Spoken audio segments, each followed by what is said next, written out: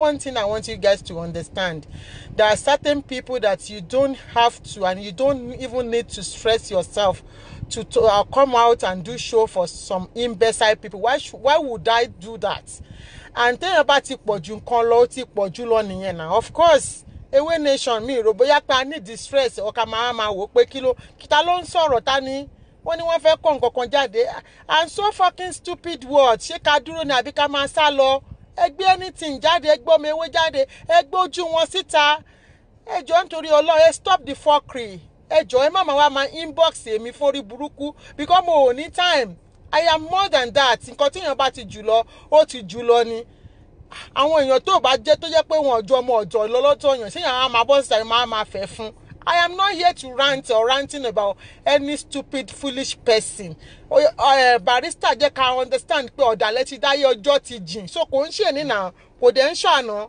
So why will I be stressing myself? And you guys stop the fuckery. Don't come into my inbox and started telling me what to do. Ẹ ya wèrè ni. Ẹ gbéra yín bọ́ síta náà. Ẹ gbójú yín síta kí wá máa ṣe show abẹ́ ẹ ti sínwín ni.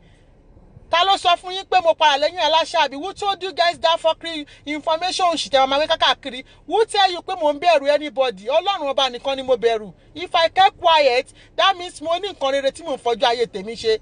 Àmọ́ láwọn ọmọ tèmi náà. Ẹ jẹ́ kó rí yín lọ pé o, ẹ jọ̀ọ́ ẹ̀yin tú èkánná lẹ́rùn Ìyá Ìbàdàn. And you guys stay on your motherfucker lane. Tó bá ti ń ṣe show anywhere, ẹ máa bẹ̀rẹ̀ káàkiri. Ẹ máa kọ kọ́mẹ̀ntì oríṣiríṣi, every derogatory comment, ẹ máa ṣépè, ẹ máa sọ oríṣiríṣi nǹkan. Ẹ dúró lórí ilé nìyí náà. Ṣé mo wá sínú inbox anybody ni? Àbí mo wá kọ lẹ́tà sí pé ẹjọ́ ebi ń pa mí o, ẹjọ́ mo fẹ́ kó lọ́dọ̀ Aláṣàbí? Kí ni gbogbo nonsense yẹn? Ẹ ṣayé yín lọ́tọ̀ kí n ṣayé mi o. Orí fracas yìí ilẹ̀ wàbí tẹ́ ti ń jáde òfò. Èèyàn méjì ti gba degree. Ibẹ̀ ni Kúdí Ayálówó ńlé ti ṣetán tó gba masters. Ibẹ̀ ni Jíbìkẹ́ ṣetán tó ti gba masters ẹ̀. Ẹ ń jàjà òfò orí burúkú tí kò lówó nú tí ẹ gba nǹkan kan lórí ẹ̀. Ẹ wá máa pè mí, máa inbox mi. Ẹ lọ gbé yàrá ya yín síta kó máa bá àwọn ọmọ òfò kan tí nǹkan kò bí. Àwọn ọmọ ọ̀dọ̀ tí á nà kan kó wá máa bá wọn máa jà lórí Facebook. Ṣé yẹn go wà so ridiculous if I come out and started abusing Zainab? Who is Zainab tí máa bọ́ sàmà láti máa bú? Ẹ ti ń ṣe eré ni. Ẹ má wá sínú inbox mi o. Bàtà ni mò ń ta bàtà, mò ń ta ilé, mò ń ta mọ́tò. Mo dẹ̀ ń ta rain distributor ni mi. That's all about it. If you come into my inbox anyway, ẹ ti jẹ blocking anyways. I will block you and report your page. Ẹ kó shit dúró sórí ọwọ́ yín. Kí ni problem ilé ayé yín? Kí ni problem ilé ayé yín? Ẹ máa fìtínà àwọn èèyàn. Ẹ máa sọ oríṣiríṣi. Ẹ tún wá tẹ́ bá sọ lórí show tí ò tó yín. Ẹ tún máa inbox èèyàn. For what? Kí ni reason yẹn? Tí n bá decide láti máa dá Zainab lóhùn. And so fucking what? Who is Zainab? Tí máa bọ́ síta tí máa fẹ́ fún. Tí máa waste precious time mi lórí pé Zainab ń bú màmá. Ṣóhun làkọ́kọ́ ni, àbóhun ni kejì, àbóhun ló ṣì máa jẹ́ ìgbẹ̀yìn. Àìmọye ẹni tó ti bú màmá kí náà gbàgbọ́ ńbẹ̀. Ẹ jọ̀ọ́ o, àfífìlà pẹ́rín ọjọ́ kan ṣoṣo ló níyì mọ́. Gbogbo nǹkan tó ní kálukú bá ń ṣe yìí, gbogbo ẹ̀ ló máa fi bú yín later. Ohun táyé bá sọ ẹ́ dà, òun ló máa fi bú ẹ tó bá dọ̀la. Orí mi ò dàrú náà. At 50, màmá agbára ṣánlẹ̀ fún Zainab pọ́ńbú yà Aláṣàbí. Ṣóhun làkọ́kọ́ ni, àbóhun ni kejì. Àbóhun ló máa jẹ́ the last person. Ẹ tí ìmọ̀ ẹni tó máa bú màmá lẹ́ ní the next person betrayer tó ṣì máa bú màmá. Ṣáyé ti parẹ́ ẹni tó bá kó nǹkan tó wà lọ́wọ́ ẹ̀ síta, tó bá da gbogbo tọwọ́ ẹ̀ síta tó bá tán. Ẹ jọ̀ọ́ nítorí Ọlọ́run ẹ fi mí lọ́rùn sílẹ̀. Kéèyàn kankan má wá inbox mi. Mi mọ̀ nǹkan tí mò ń ṣe, orí mi ò dẹ̀ dàrú. Kéèyàn bọ̀gọ́dì máa inbox mi o. Ṣé o understand nǹkan tí mò ń sọ? Why tí mama bọ́ síta wá máa fún Zainab lésì? Èdè wá ń fi ẹ wá ń fi kí náà ti pè messenger ń pè mí. Ipe ẹ wá ń bú ìyá ẹ wo ni mo sọ fún ẹ pàbó lórí burúkú lẹ́yìn ẹlòmíì gan ni. Ẹ jọ̀ọ́ nítorí ẹ má kọ́ bọ̀ mí lẹ́nu o. Ẹ pé jẹ́ mo dúró mo rán lọ lórí ilé mi. Bẹ́ẹ̀ lè máa gbé picture lọ bá gbogbo àwọn ọ̀rẹ́ mi, lè máa gbé show lọ bá àwọn family mi. Mo tún dákẹ́ ẹ̀ tún ní jẹ́ kí n ní ìsinmi.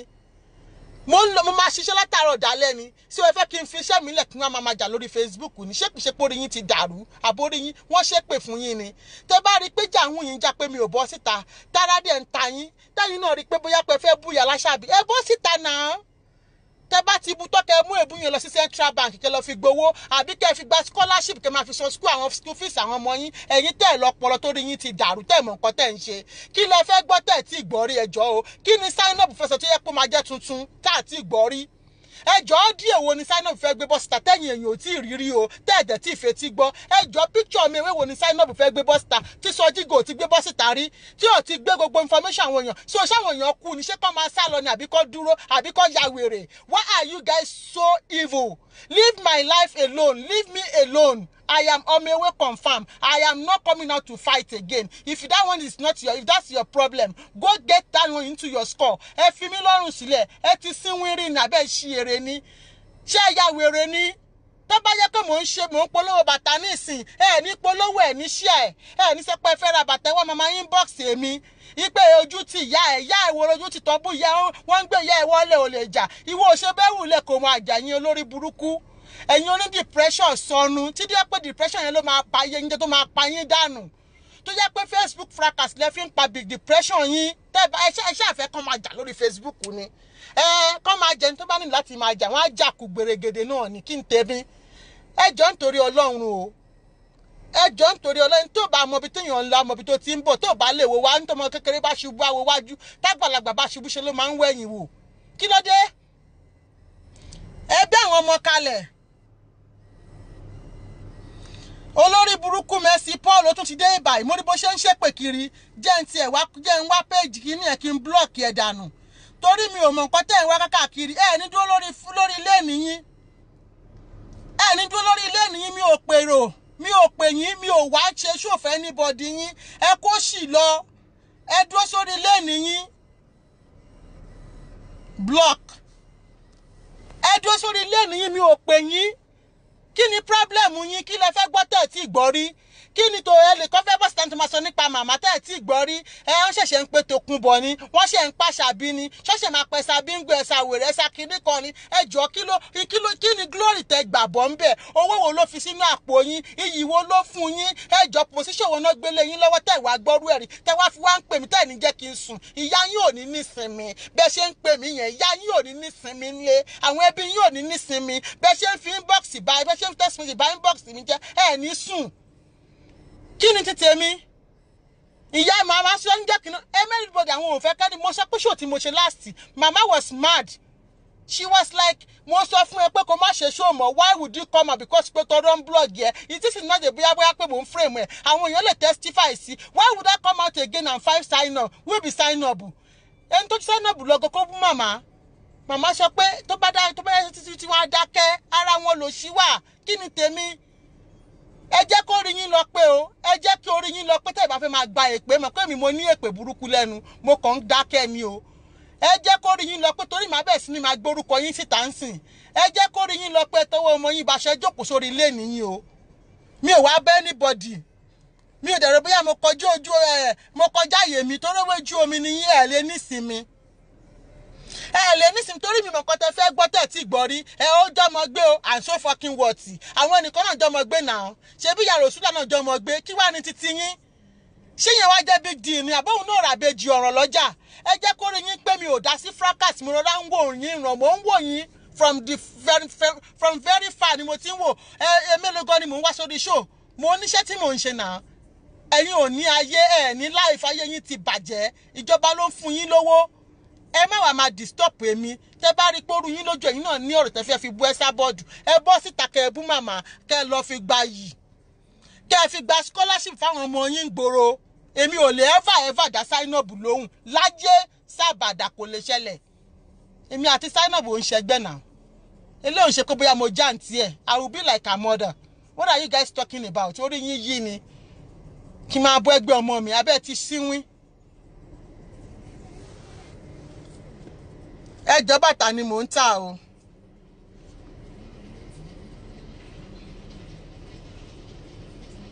Bàtà ni mò ń tà. Tẹ́ bá fẹ́ ra bàtà, ẹjọ́ ẹ kàn sí mi.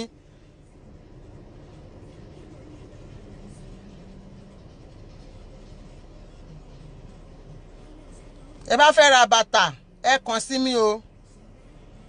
Ẹ̀yin tẹ́ bá ti ń kọ̀kọ̀ kúkọ, blocking lọ̀rọ̀ yín jẹ́. Máa ṣá yín sí blocking ni. Èmi ò ráyè ẹjọ́. Mi ò ráyè ẹjọ́, mi ò ráyè ìwèrè. Ẹyẹ máa inbox èmi. Mo dẹ̀ mọ̀ pé ọmọ ewé ò lè inbox because ọmọ bó ṣe ń lọ, ọmọ bó ṣe ń lọ. Ọmọ kí wọ́n máa ṣe pé àwọn ò fẹ́ ní speaker sí ń ta.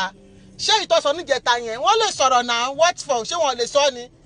That doesn't mean he gave anybody go ahead to fight. Èèyàn mẹ́rin lè rí níta ṣé wọ́n wá ní speaker ni àbí wọn ò náwọn tó ń kọ write up mẹ́rin lè rí lórí Facebook.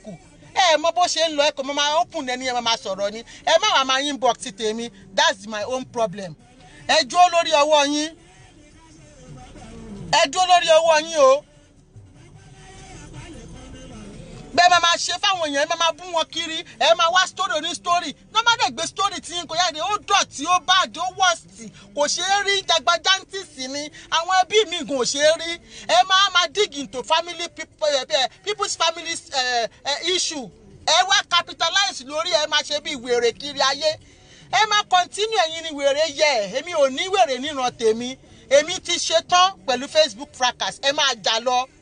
Tẹ́ bá ti jà tán kán sí kọ́kẹ́ kán kó wọ́dúrópù kán fi fún yín kán ráwọn ọmọ yín kọ́ lọ sí skul kẹ́ ẹ gba masters lórí ẹ̀ kẹ́ ẹ gba degree lórí ẹ̀ ẹ̀yin afọ́fúngbẹ̀mù òpònú ọ̀dẹ̀ ayírádà ẹ̀yin onídìpẹ̀rẹ̀ tẹ́pọ̀ ló máa pa yín ìmíì tó wà nù ipa polar ló máa pa yín àbí schizophrenia ẹ̀dẹ̀ ló ń bá yín jẹ ẹ̀yin alárùn ọpọlọ ẹ ti ní mental issue ẹ ti ní brain tumor so kò jẹ́ kó rí yín pé mọ́ ẹ kàn ń ṣe rádaràda kákàkiri ní bí ọbẹ̀ ọlọ́kà ẹ má wá sínú inbox mi tẹ́ bá fẹ́ gba èpè gbogbo ẹ̀yin tẹ̀dẹ̀ ń gba nọ́mbà àárọ̀ lọ́wọ́ mi tẹ̀ ń sọ pé I want to buy 35 shoe tẹ̀ máa dákẹ́ bíi kínní gbohùngbohùn ló máa gbohùn lẹ́nu yín ẹ kó ṣì sórí ọwọ́ yín mi ò rán yín iṣẹ́ ẹ̀yin kọ́ lẹ̀ ń bá mi rajà àwọn èèyàn tèmi mọ̀ mí náà dẹ̀ mọ̀ àwọn èèyàn tèmi ẹ dó sórí ọwọ́ yín o ṣóye yín sìn tẹ bá dákẹ́ láti máa bá láṣàbí kò ní dáa fún yín ẹ continue o ẹ máa bọ́ láṣàbí lọ wàhálà lẹ kóra yín sí èmi ò ráyè títí yín mo ò ráyè mo yẹ sọ mo ò ráyè rárá àtọ I'm too busy for all this rubbish kí ló ń gbà nínú Facebook fracas kí ló kù ń bẹ̀ kò sí nǹkan kan ní Facebook fracas mọ́ kò níyì blogging kò jẹ́ anybody mọ́ ẹ kọ́ anything síta ẹ blog anybody ẹ bá fẹ́ blog tani yẹn wá kàn tani yẹn jẹ kí ló fòṣì ẹ má máa wá sínú inbox mi ẹ dúró lórí ọwọ́ yín ẹ má wá sínú inbox mi o mi ò kọjá àyè mi jẹ́jẹ́ mi ni mo dúró. Ẹ dúró sórí ọwọ́ yín blọ́gì ò jẹ́ anybody tí ò bá lè kókò tó wà lọ́wọ́ ẹ̀gọ́ síta máa lè ní wọ́n náà ẹ kó síta kẹ blọ́gì anybody and so fucking motherfucker what kí nìyẹn wá jẹ ṣọ́ọ̀tì ṣọ́wọ́n tẹ ti kó síta láti jọ̀njọ́ ẹ̀ àwa wà lára àwọn tẹ ti kó síta tọmọtọmọ ṣáà ti kú ni àbí ṣé ká dúró ni àbí ká máa sá lọ ẹjọ́ kí nìyẹn wá ṣe ẹjọ́ ṣé láyé torí ẹ̀ parẹ́ ni ayé ò parẹ́ náà life still continue ẹ̀yin lẹ̀ ń ṣòṣì ara yín ló ṣì wà ẹ̀yin ọ̀dàlẹ̀ balẹ̀ kú ọba fi ń jọ ìyàwó díẹ̀ lè gbẹ́dìyẹ tó bá yá gbogbo nǹkan tẹ̀ ń ṣe yìí ó máa tẹ̀ lórí àwọn ọmọ yín tó bá yá ó máa tẹ̀ lórí ara yín fún ẹ máa ń ta ni ẹ má fi sínú gbí ẹ má fi ṣèyàn pàtàkì ẹ lọ wo story ẹ nígbà tí wọ́n jà fi sínú gúrùpù ń dọ́kan ìjà ìṣẹ̀lẹ̀ ó kó gbogbo orúkọ àwọn tó wà ń bẹ̀ síta ó dá píṣọ̀ wọn síta ni ẹrọ ọjọ́ iwájú kẹrọ ọjọ́ ọ̀la ẹ máa ṣòṣì kiri ẹ̀yin aṣòṣì máa mọ̀ please leave me hell alone I am not part of this motherfucker Facebook fracas anymore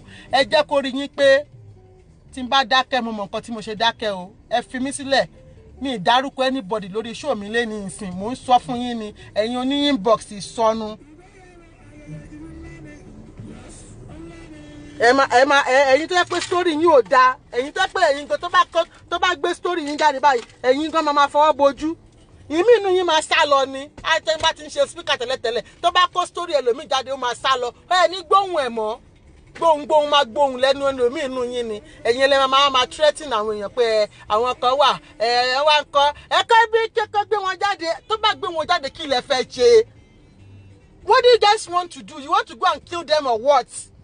Ìkọ́kọ́ lè ní sìn wọ́n ti deny Aláṣàbí kò lè wọ US can you just imagine you just fabricate story sometimes what you don't know about people you just open your mouth and say it nítorí pé kọ́ lè pàtẹ́wọ́ fún yín kọ́ lè gbé yín gàkẹ́ lè gbà yìí ẹ rántí ọjọ́ àti sùn ẹ rántí ọjọ́ ọ̀la ìpè kọ́tẹ́ bá ṣe láyé náà máa fi jọ́ọ̀jì yín wọ́n á tún jọ́ọ̀jì ẹ̀ lórí àwọn ọmọ tẹ́ bí ẹ̀yin ìka ẹ̀dá bó bá ní Aláṣàbí máa wọ Amẹ́ríkà ṣéyìn wá ní pé kó lọ kú ṣéyìn wá ní káyé parẹ́ ni ṣéyìn lẹ́ bá débẹ̀ tẹ̀fí ní kó má wọ Amẹ́ríkà alẹ́ ti ṣí èrè orí yín ti dàrú bí orí eégún tó ń léwé rẹ̀ I don't have you guys time mo ní nǹkan tí mò ń fàyè tèmi ṣe owó mò ń fi ń pa owó at the moment ẹ̀yin ẹ máa jà kiri ń bẹ̀ ẹ máa jà kiri kẹ́ ṣe show lọ́sàn kẹ́ ṣe láàárọ̀ kẹ́ ṣe lọ́sàn kẹ́ ṣe lálẹ́ kọ́ máa hail yín kẹ́ máa wá 2,500 tó bá ti fún yín tán ẹ gbọ́ ni wọ́n ní ọdún eégún máa tán ọmọ aláàgbà máa fowó rákàrà gẹ́gẹ́ ìyàwó oṣù mẹ́fà ni nígbà tẹ́ bá kọ́kọ́ bẹ̀rẹ̀ sí ní Bọ́lá Ṣàbí tẹ́sí ẹsẹ̀ bíngẹ̀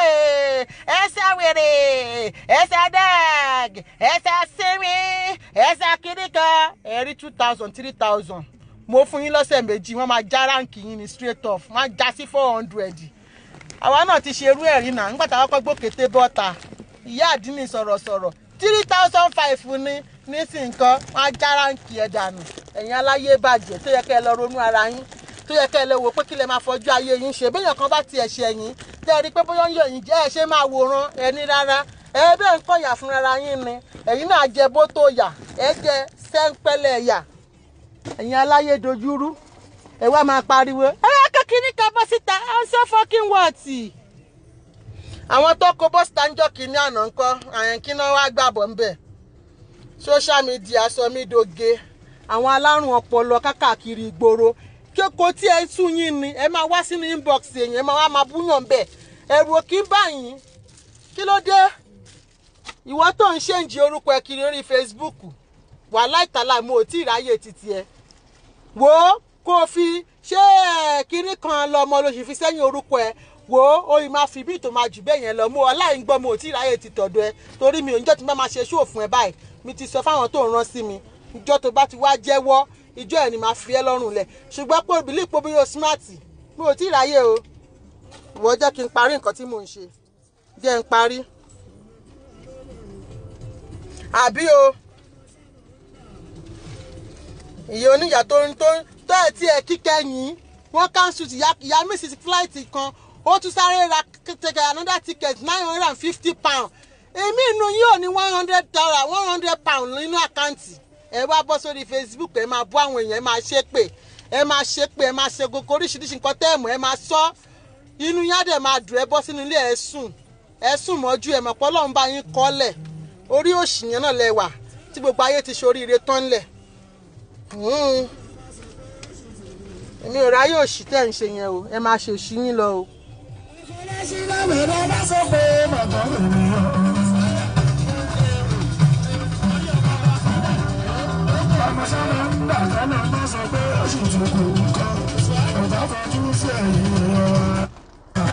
Respond sign up báwo torí kí ni mo fẹ́ máa sọ kí ẹ máa gbà mí kẹ́ orí ò máa ní padà kó má dirú kẹ́ kí ló ń ṣe wọ́n tiẹ̀ shut up kí máa respond sign up ẹ̀dẹ̀ wá yín bọ̀ sí mi ṣé bẹ́ẹ̀ lára ṣe ń ta yín tó ni wọ́n ti lè kó ònú ewé o wọ́n ti ṣe kinní kan o wọ́n ti ṣe gbé o kí ló wá kàn yín tó bá tiẹ̀ wá lé mi kó ònú ewé ṣẹ́yìn lẹ́ni ewé nation ni tó bá tí aláṣàbí bá lé mi kó ònú ewé lẹ́ni ẹjọ́ kí ni problem títí yín bẹ́ẹ̀ báwo nìyẹn ṣe kàn yín báwo nìyẹn ṣe jẹ́ kó ṣe kàn yín ẹ ṣáà láìkì wàhálà ẹ láìkì wàhálà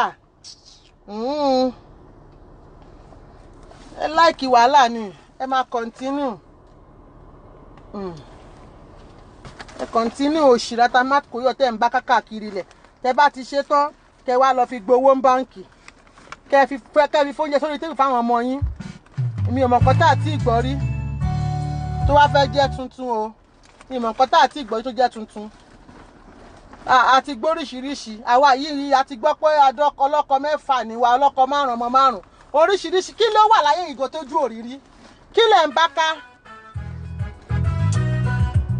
Ọpẹ́ Àlàbí má bínú jàre kí ló ń bá ká kí làwọn èèyàn tí gbọ́ rí kí ló ṣẹlẹ̀ nílé ayé tá àti gbọ́ rí kí ló jẹ́ tuntun lábẹ́ ọ̀run kí ló special ọmọ ti bú ìyá rí ìyá ti bú ọmọ rí so ìyá àtọmọ ti jà ń ta gbangba rí à ń so wọ́n ti ṣépè fúnra wọn rí à ń so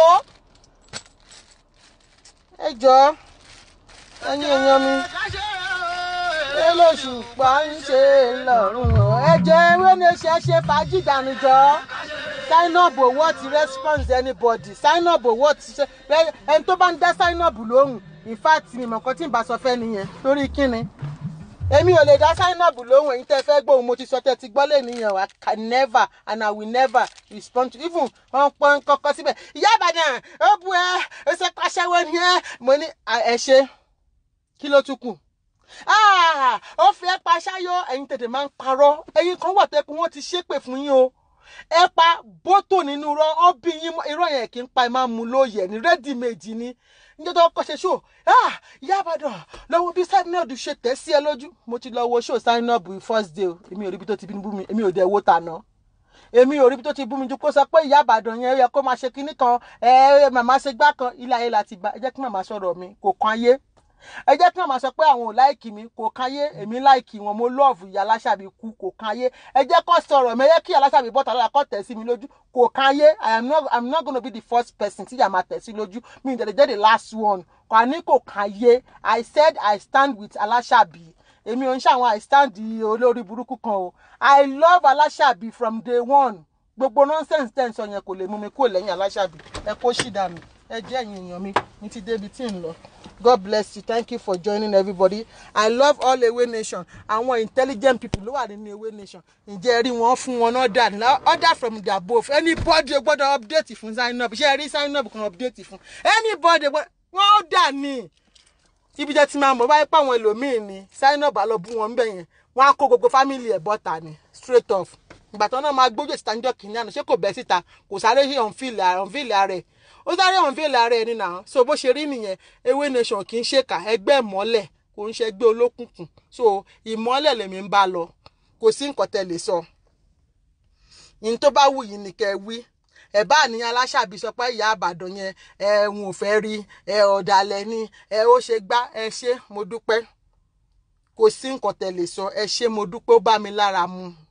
Ìyá Aláṣàbí gan bọ́ ìwà tó bá bú mi nígbà mi máa tún sunkún sí wọn lọ́rùn pé màámi kí ló tẹ́ ṣe báyìí wọ́n láwọn fi ń ṣeré ni abiyamọ nìyẹn. Ẹ jẹ́ n sọ tòótọ́ fún yín. Ẹ bá pè mí lọ́la kẹ́ ẹ pè jù bẹ́ẹ̀ lọ. Gbogbo yín tẹ́ ń pè mí. Lọ́wọ́ ṣé Zainab ṣé ìyá tó ń tẹ̀lé lónìí ń sọ̀rọ̀ ẹ nínú kíní ní team meeting ni. Tíyàn bá jọ dalẹ̀ nìyẹn máa ń ṣe báyẹn. Kò yé yín? Ọ̀dàlẹ̀ ló ń ṣe báyẹn tó bá fi sínú team wọ́n bá fẹ́ sínú committee wọ́n trust ẹni.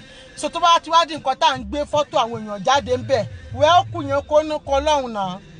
A ní I love Aláṣàbí kò sí ń tẹ́lẹ̀ sọ kò sí ẹ bá sọ pé ó bú mi kódà kẹ́ ẹ tún gbọ́ tuntun kẹ́ ẹ ní pé wọ́n kẹ́ tún wá gbé VN wá bí tíyà ti ń bú mi àló bá mi lára mu I love it like that. I want to be like P&P. Gbogbo nǹkan tẹ́ gbé fún P&P pé yà sọ show me P&P ìyẹn náà ń pè ní loyalty. Tẹ́ ẹ bá wà lóyà síyàn láti ilẹ̀ ẹ máa rìkọ́ọ̀dù wọn ni from day one. So ẹ fèmí sílẹ̀ ẹ yọ mí kúrò nínú àwọn tí ẹ believe pẹ̀lú brainwash. Èmi ò ń ṣe ní tẹ́lẹ̀ mi ò dumb mi dẹ̀ daft. Mi ò ń ṣe ní tẹ́lẹ̀ brainwash pẹ̀lú gbogbo àwọn nonsense and stupid ọ̀rọ̀ tí ò ní meaning. Ìyá Aláṣàbí sọ gbọ́ sàwo I love it like that o. Ẹ sábọ̀dù Esther Ṣàbí ọmọ Abọ́dẹrìn ẹ sábọ̀dù Àṣàbí ẹ sábọ̀dù yé pé continue tẹ̀sí Ìyá Ìbàdàn lójú bó ṣe hùn ẹ́. I say I love you tí ìyá mi bá tẹ̀sí mi lójú will I come out to come and reply her? Who cares? Who cares nǹkan tẹ́ anybody bá sọ? Who cares nǹkan tẹ́ anybody bá sọ pé Aláṣàbí sọ ń pa mi? I don't fucking care. I am there nìyẹn for life. Ewe Nation ní mi anywhere mo ti sọ mo ò fi bo ẹnu I am ọmọ Ewe confirm. Ẹ kó ṣì lọ ní tó bá wù yín ni kẹ́ sọ ẹ ṣé mo dúpẹ́ mi ò fẹ́ gbọ́ ẹ kàn ń jẹnu ara yín níyà ni. Ṣé rí nǹkan tẹ́mi nídìí ni pé àwọn information àwọn haters lèmi nídìí. Ẹni tó bá dẹ̀ ti blọ́ọ̀gì mi rí tí n bá ti mú ẹ tí ẹ máa bá ẹ ní èmi ò gbé bẹ́ẹ̀ ni tí ẹ máa bá ẹ ṣùgbọ́n mo ti ń wẹ nìyẹn ràn continue láti máa change orúkọ ẹ o lọ fọlọ kí ló fi síwájú sí lọmọ wàá tún fi la dé sí tó bá yá I don't have your time at the moment by the time tí bá máa finish pẹ̀lú ẹ wò wàá sáré sórí ilé ọkọ eré tó wà yẹn wàhálà marriage yẹn àdójúrú mi ò tí ì bẹ lẹ́jọ́ o ẹni tí mò ń bá wí ti mọ rẹ God bless you all. Ewe Nation united we stand. Love every one of you. God bless you. Thank you for joining this little chat. Ẹ má bínú sí mi o pé mi ò ráyè wá ṣe chat mo busy gidigidi ni eléyìí mo kàn wá ṣe ni kọ́yé máa wò pé àwọn ọ̀rọ̀ òṣì tó ń sọ ló jẹ́ kí n fún wọn lésì. Ẹ má bínú sí mi ò sálẹ́yìn Aláṣàbí o kò dẹ̀ sẹ́ni tó lè ṣe kí n tó lè halẹ̀ mọ́ Káyọ̀dé mi tí wọ́n bá láwọn fẹ́ gbé mi sáré mi náà gbá gbé wọn rọ́ọ̀nù máa gbé wọn gun kẹ̀kẹ́ wá gun kẹ̀kẹ́ wà làbàlàbàlàbàlàbàlà bó ṣe wà ní ẹ̀yìn èèyàn mi One Nation One love, Away Nation. Bye. Kàn gbọ́ music yìí díẹ̀.